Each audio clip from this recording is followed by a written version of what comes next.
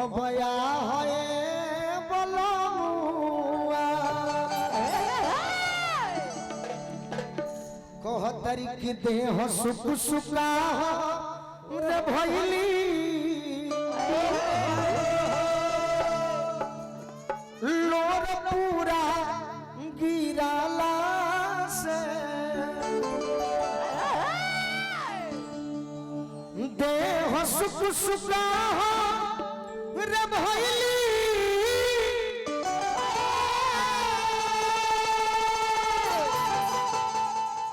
अब लोरा पूरा गिराला से काजरा भइल बा चिप चिपा है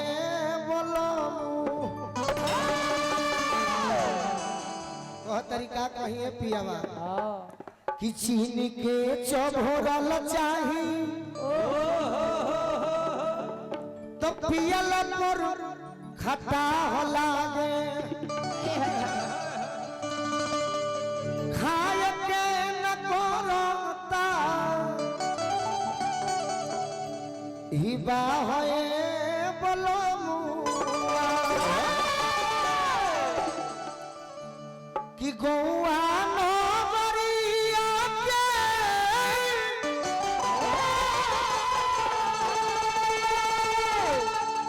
अरे लगवई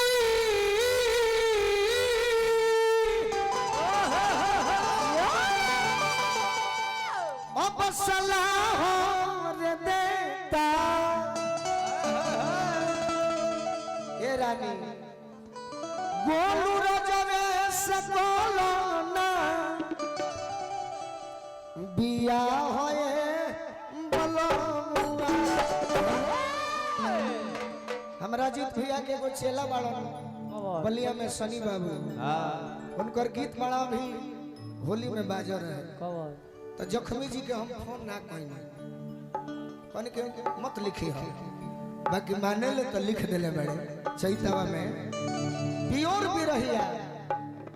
कि दुआरा दलानी में न घोड़या पलानी में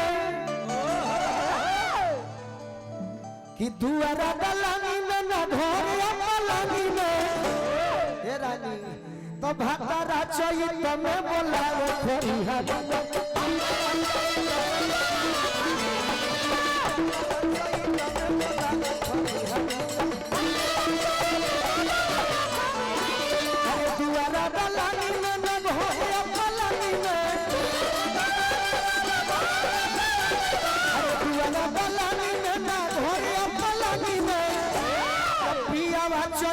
में बोलावे खरिहरी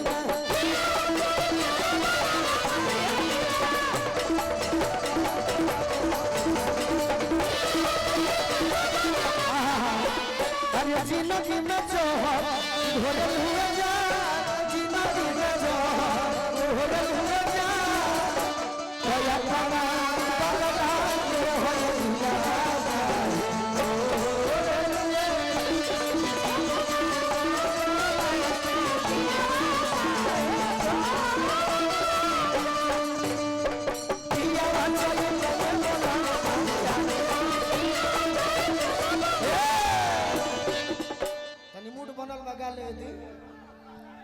ठीक लगा था भैया कि ना? हाँ कह तरीका दे रे डायरी पर लिखे के टाइम लिखे कह तरीकी मखमल के सेज छोड़ी बेड चल भैया मखमल के सेज बेड छोड़ी चल भैया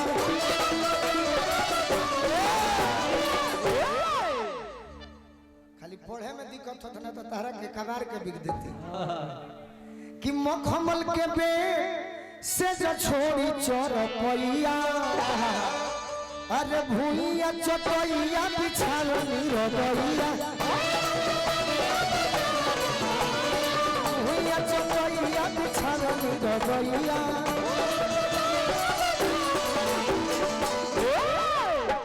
तो जुनकी नवावे लया पासिया समानी में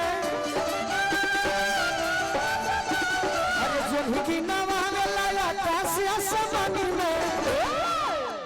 तब हतारा चाहिए तो मैं बोला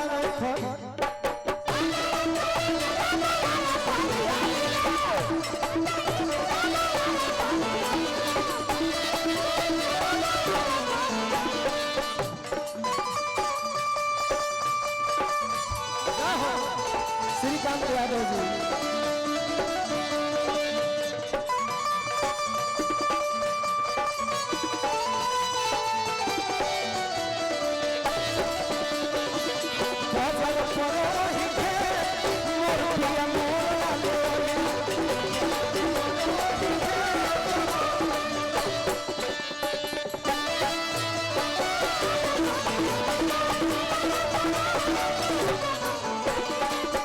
रानी जी कहली हलो विपुल बाबा कि आज बुझा तक कि हमनी के बंधाइल होके अब बंधा मत मजा आवत होई कहेला कि घरवा में होई हो गरमिया कहेला कि घरवा में होई हो गरमिया कि कहेला कि घरवा में अरे होई हो गरमिया अल्ले रे हवा गारा मजा खूबे हो जखमिया अल्ले हवा गारा मजा खूबे हो जखमिया तो बोलू हो सुहानी नहीं अरे लौरी मच्छरदानी में तो बोलू हो सुहानी नहीं लौरी मच्छरदानी में तो भतरा चाहिए तो मैं बोलाए खरिहानी में